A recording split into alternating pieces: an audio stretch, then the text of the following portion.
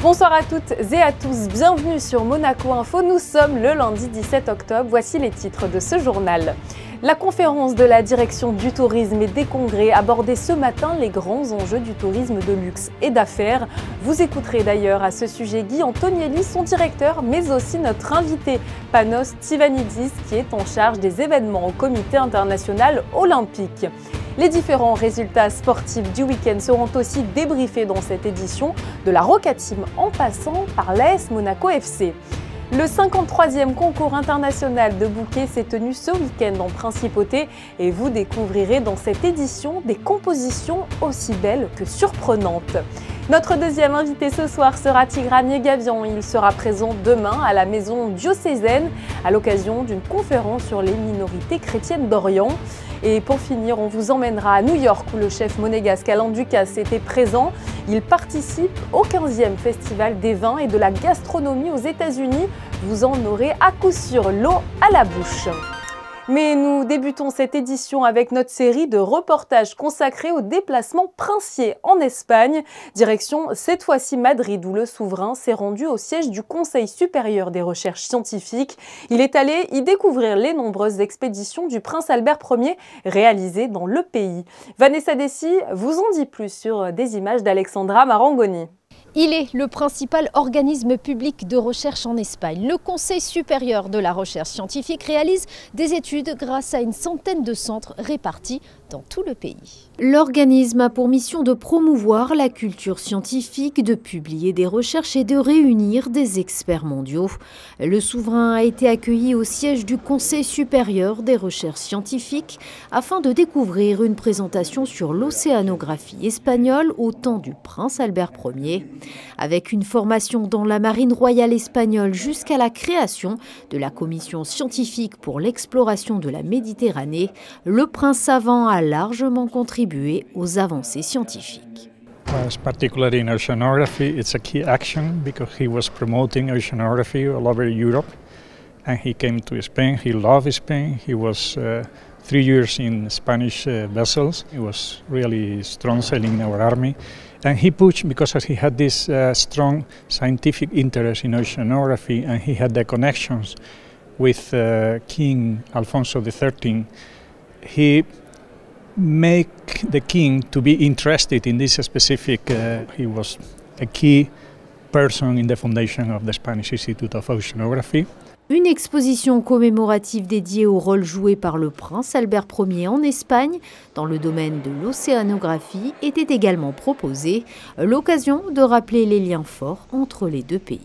C'est surtout un vrai plaisir de toucher ici en Espagne ce lien entre le passé, le présent et le futur de l'océan avec l'héritage du prince Albert Ier qui se perpétue aujourd'hui avec celui du prince Albert de Monaco. Le fonds patrimonial de l'Institut océanographique nous a permis de fournir un certain nombre d'images que nous appelons les plaques de verre, qui sont de très vieilles photos sur des plaques de verre que nous stockons et que nous pouvons sortir et offrir en témoignage comme ça pour ce type d'exposition. Et pour clôturer ce déplacement officiel à Madrid, le souverain a rencontré Felipe VI, le roi d'Espagne, à l'occasion d'un déjeuner. Merci beaucoup à vous, Vanessa Dessy. La réunion annuelle des bureaux de promotion à l'étranger de la DTC a débuté ce lundi. À cette occasion, une conférence a eu lieu ce lundi matin au Novotel en présence du ministre d'État et de son ministre des Finances et de l'Économie. Étaient présents également des professionnels du tourisme de la Principauté. Tous voulaient débattre sur le futur du tourisme de luxe et d'affaires à Monaco. Je vous propose d'écouter d'ailleurs à ce sujet Guy Antonielli au micro de Fabien Bonilla. Il nous a semblé essentiel de faire un point. La crise Covid existe toujours dans de nombreuses parties du monde, mais elle est beaucoup moins prégnante sur nos activités quotidiennes. Et nous souhaitions faire un point sur les mutations qu'a connues l'industrie du tourisme. Mutations qui soient ponctuelles ou mutations qui nous marquent des changements essentiels dans l'avenir. Et donc ce panel devait contribuer à éclairer l'ensemble de l'industrie touristique de la Principauté sur ces phénomènes. Notre invité faisait partie des intervenants de cette conférence intitulée donc « Réflexion sur le futur du tourisme de luxe et d'affaires ». Bonsoir à vous, Panos Tsivanidis. Bonsoir. Vous êtes donc le directeur des événements du Comité international olympique. Un mot justement sur la conférence de ce matin.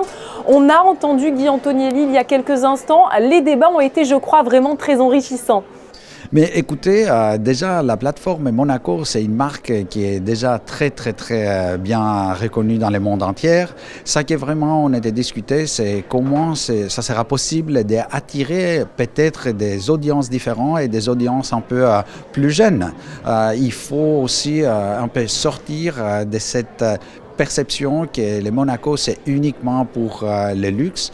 Monaco a beaucoup à offrir et une communication autour de tout ce qui est possible à offrir et dans toutes les différentes industries et de différentes générations, c'est, je crois, primordial. Une question sur le poste que vous occupez. Quels sont les défis auxquels vous êtes confrontés peut-être quotidiennement dans l'exercice de vos fonctions au sein de cette grande famille olympique ? Comme tous les événements business, et spécialement tous les événements des grandes envergures, des méga-events, comme on dit, il y a certainement l'incertitude à ces moments et l'anticipation, ça devient vraiment primordial. Les décisions aussi, qui sont des décisions beaucoup last minute, c'est aussi quelque chose d'additionnel comme un point de pression. Mais vraiment, à ces moments, les planifications doivent avoir une agilité, une flexibilité pour tout ce qu'on est en train de voir pour le futur. Un mot sur la théorie des 3 T qui vous est chère, je crois, Time, Talent, Technology. Oui, écoutez, ça c'est les 3 termes qui sont très proches de mon cœur, si je pourrais dire comme ça.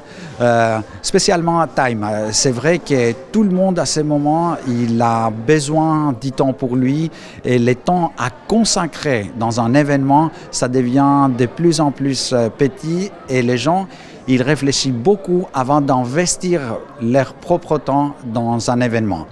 Après, dans les talents, vraiment les talents pour moi, c'est quelque chose qu'on doit, autrement, on doit responsabiliser et donner le pouvoir aux jeunes.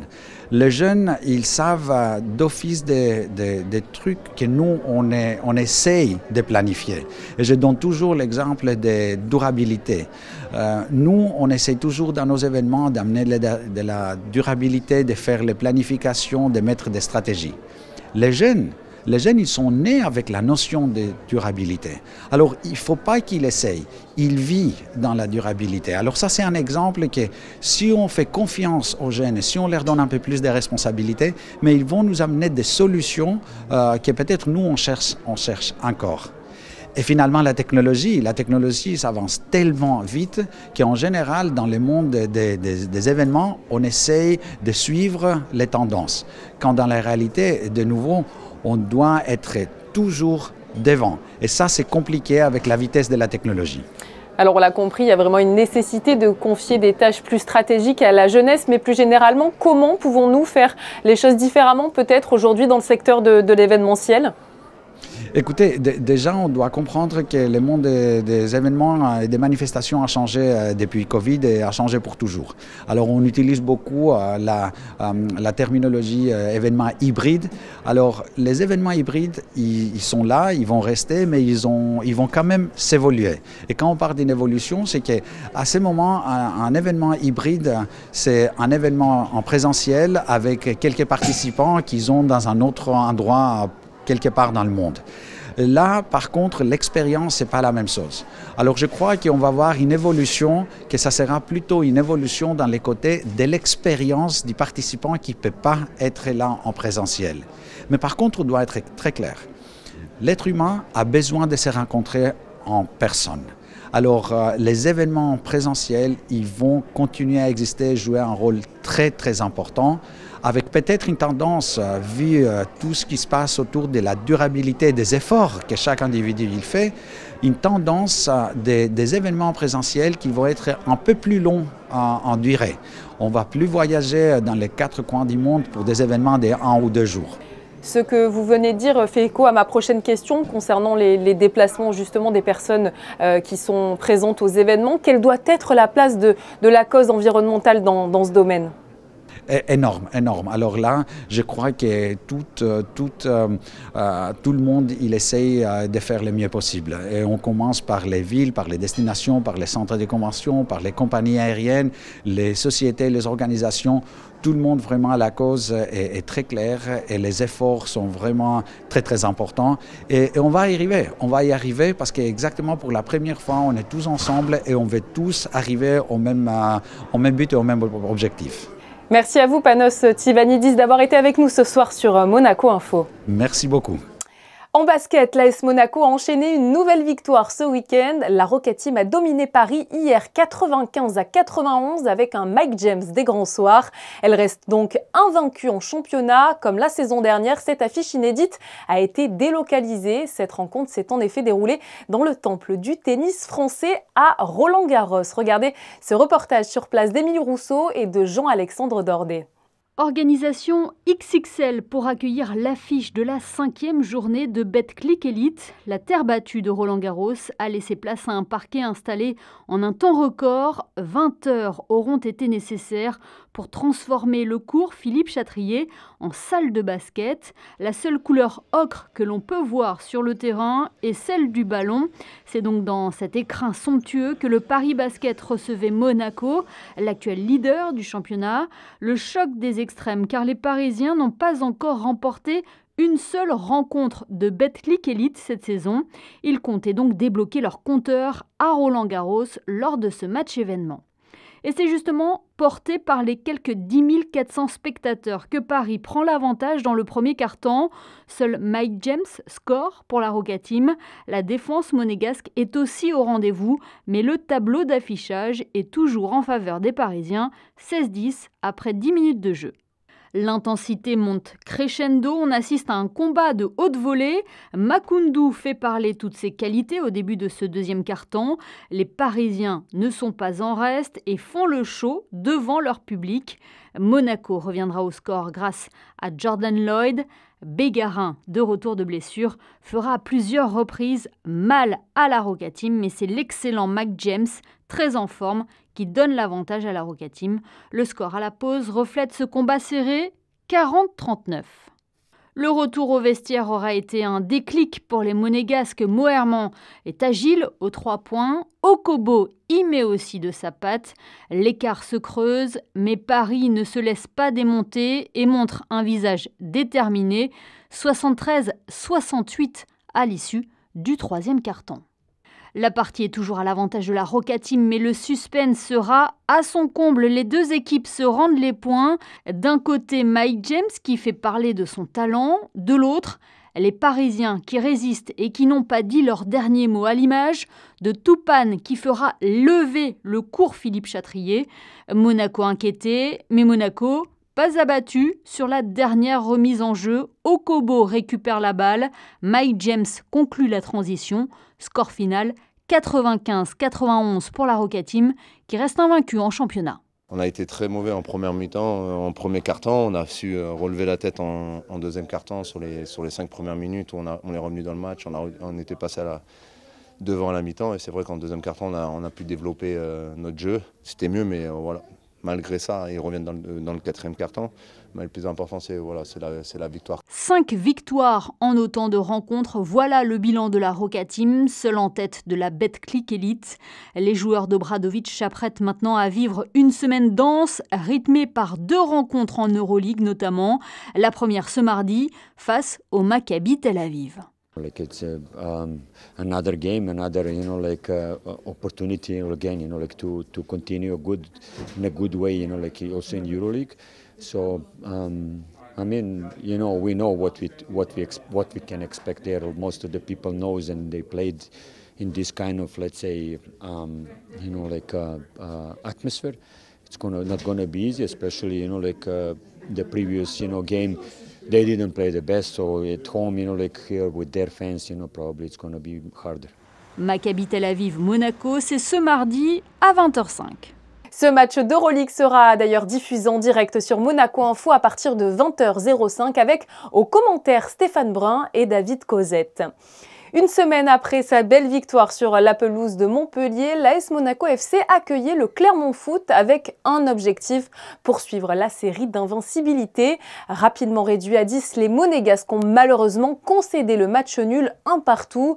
Un coup dur, c'est vrai, pour les hommes de Philippe Clément qui devront vite se remobiliser pour le prochain match prévu à Lille ce dimanche 23 octobre. Le LOSC qui est en concurrent direct et qui est seulement à 2 petits points de l'AS Monaco FC au classement général de la Ligue 1 Uber Eats.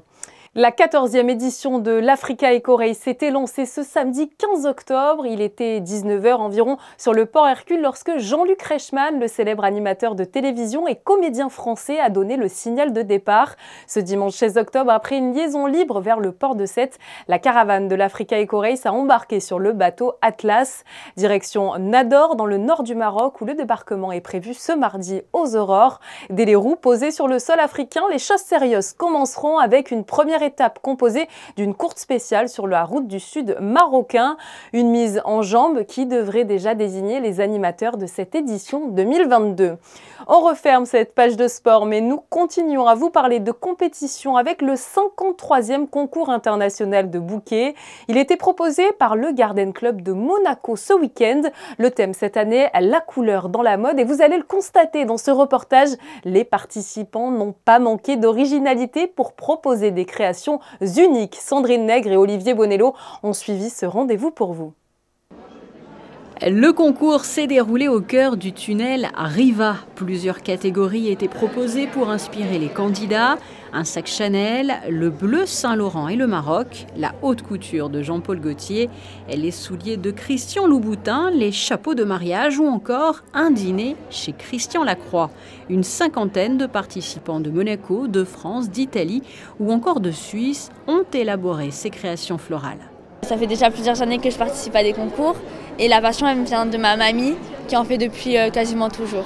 J'ai réalisé un chapeau de mariage pour le thème le chapeau de mariage avec des stakis pour la couverture, des aspidistras, des orchidées et là c'est du formium pour faire une espèce de dentelle.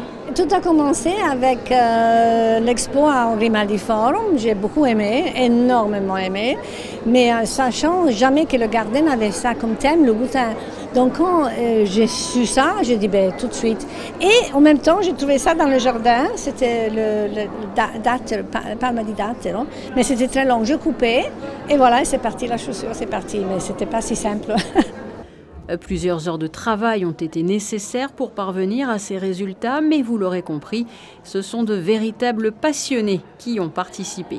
C'est la robe cage de Jean-Paul Gaultier que j'ai cherché à traduire à mon idée et pour essayer de bien retrouver son esprit, son style dans sa robe cage. Vous avez des chrysanthèmes alvéolés, du phormium, de la cordyline rose et verte, du raffia, qui est aussi une plante, et à l'arrière des arômes avec des feuilles de bégonia assorties en couleurs, donc dans les teintes rose, vert, un peu de gaieté. Et après que ces créations aient été dévoilées le long du tunnel Riva, les participants avaient rendez-vous au Yacht Club pour la traditionnelle cérémonie de remise des prix donnée par Son Altesse Royale, la princesse de Hanovre, présidente du Garden Club. Ici, plusieurs générations étaient encore représentées par les différents lauréats. Une belle illustration de l'amour que petits et grands ont pour les fleurs. À présent, nous allons parler de cette conférence qui se déroulera demain à la Maison diocésaine et qui a pour thème l'Église d'Orient à travers les siècles. Elle sera animée par Tigran Yegavian, chercheur au Centre français de recherche sur le renseignement. Il est présent avec nous ce soir. Bonsoir à vous. Bonsoir. Alors, vous enseignez à l'Institut chrétien d'Orient. Vous connaissez donc parfaitement bien ce sujet. Vous avez également publié Minorité d'Orient, les oubliés de l'histoire. Alors justement, première question, qui sont ces oubliés de l'histoire ? Eh bien, c'est toutes ces minorités qui ont cru naïvement aux promesses des Occidentaux à la fin de l'Empire ottoman, qu'ils allaient avoir un pays pour eux, qu'ils allaient pouvoir se projeter dans cet Orient qui est le leur, puisque ce sont d'anciennes civilisations qui ont précédé l'islam et qui se sont retrouvées trompées par des calculs géopolitiques rivaux. Et malheureusement, l'histoire se répète de façon assez tragique chez les chrétiens d'Orient, On a pu voir avec l'épisode tragique justement de Daesh, le génocide des Arméniens, la guerre au Karabakh, plus récemment entre l'Arménie et l'Azerbaïdjan. Et il m'a semblé utile d'avoir une lecture géopolitique réaliste et critique d'un sujet qui est absolument fascinant parce qu'il n'est pas uniquement confessionnel. C'est une question d'un écosystème qui doit survivre à la mondialisation, à un monde de plus en plus dangereux, et de se poser des questions. Quelle est l'utilité, justement, quel est le rôle de ces chrétiens orientaux dans nos civilisations occidentales? Comment aujourd'hui rétablir justement une vraie pensée collective internationale autour de ces minorités qui ont beaucoup souffert à travers les siècles et qui continuent de souffrir? Bien, moi, je pense que c'est une question de conscience, déjà une prise de conscience de la part de nos dirigeants, de savoir que c'est pas seulement une question religieuse, mais de penser qu'un Orient sans les chrétiens, sans les yézidis, sans les druzes, sans même serait l'Afghanistan. Voilà. Donc là, on parle vraiment d'un enjeu de stabilité et de démocratisation, de citoyenneté. Ce sont vraiment les mots-clés qu'il faut avoir en tête. Quand on parle de défendre les chrétiens d'Orient, on ne le défend pas parce qu'ils sont chrétiens, mais parce qu'ils ont un rôle très précisément de cimenter les sociétés dans lesquelles ils vivent, puisque nous avons des réseaux d'écoles chrétiennes où la majorité des élèves ne sont plus chrétiens, mais plutôt musulmans. Et dans ces écoles-là, on leur apprend notamment le vivre ensemble, on leur apprend les valeurs de la francophonie, notamment une certaine forme de laïcité. C'est des choses qu'on n'a pas forcément en tête parce qu'on est très, dans un monde franco-centré, mais il faut comprendre que la France doit se servir de ces relais pour pacifier ces sociétés et surtout comprendre qu'une bonne santé des chrétiens d'Orient, c'est un bon baromètre pour la démocratisation de ces sociétés. Alors aujourd'hui, dans un Moyen-Orient victime des bouleversements de l'histoire, quelles sont les dynamiques et les défis auxquels sont vraiment confrontés les chrétiens d'Orient? Bon, il y en a plusieurs, mais le plus important, c'est un défi sécuritaire, sécurité physique, notamment pour les chrétiens d'Irak et aussi en moindre mesure d'Égypte, puisqu'ils sont encore victimes de persécutions. En Syrie, le problème se pose à la fois en termes physiques, puisque vous avez la Turquie qui essaye de chasser les Syriaques, les Assyro-Chaldéens, les Arméniens du Nord, là où il y a un contrôle notamment kurde. Et puis, un défi, je dirais, aussi alimentaire, social, parce que ce sont des pays qui sont profondément meurtris par les guerres et par le régime des sanctions, notamment en Syrie. Un défi citoyen qui reste d'actualité. Je crois que le pays phare dans la région, c'est le Liban. Le Liban qui est un pays qui a été créé par des chrétiens maronites, où ils sont aujourd'hui minoritaires.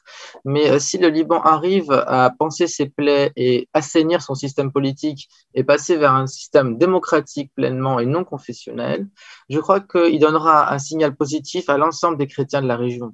Quel est, vous en avez un petit peu parlé, mais leur poids social, leur poids politique au sein de ces nations d'Orient? Alors, démographiquement parlant, le bassin de la chrétienté, c'est l'Égypte. C'est un peu moins de 8%. Il y a des Coptes pauvres, des Coptes riches, une bourgeoisie copte aussi, qui a un poids économique, mais ils sont sous-représentés politiquement. Alors, paradoxalement, le pays où ils sont le mieux lotis, c'est pas le Liban, c'est pas la Syrie, c'est pas l'Égypte, c'est la Jordanie. La Jordanie, qui est un pays musulman à 15%, je crois. Enfin, en tout cas, les chrétiens sont que 200 000, mais la monarchie hachémite est très tolérante et vraiment a à cœur de maintenir ces chrétiens dans son royaume. Donc, je crois que il ne faut plus penser en termes de minorité démographique, mais en termes de citoyenneté. Il y a une très belle phrase d'un écrivain libanais qui disait, Rachid Daïf, qu'il ne voulait plus être une minorité, mais une nuance. On a souvent l'habitude de diviser l'Orient en religions. Moi, je pense qu'il faut impérativement comprendre que les chrétiens sont vraiment des acteurs de la modernité arabe, comme ils l'ont été au XIXe siècle avec la Renaissance arabe, la Nahda. Ils sont encore aujourd'hui, ces chrétiens d'Orient, victimes de discrimination, d'acharnement parfois. Comment, alors que nous sommes au XXIe siècle, essayer de stopper tout ça? Déjà, je crois qu'il faut arrêter de faire de l'ingérence. L'ingérence, c'est pas forcément ce qu'il y a. Voilà, l'Irak, c'est une catastrophe. Non, il faut responsabiliser les élites et c'est un vrai dialogue entre les sociétés civiles et pas seulement entre les politiques. Et je crois qu'il y a un désintérêt total du sujet, notamment ce qui se passe en Égypte, en Jordanie, en Irak. Donc, il faut, je crois, vraiment comprendre que la question des chrétiens d'Orient auprès des pouvoirs politiques européens, français, c'est avant tout une question de droits de l'homme. C'est une question de respect de la dignité humaine. C'est pas une question religieuse. Merci beaucoup à vous, Monsieur Yegavian, de nous avoir parlé des minorités chrétiennes d'Orient. Je le rappelle, vous serez ce mardi 18 octobre à la Maison diocésaine à partir de 20h pour animer une conférence autour de cette thématique et l'entrée y est libre. Merci à vous.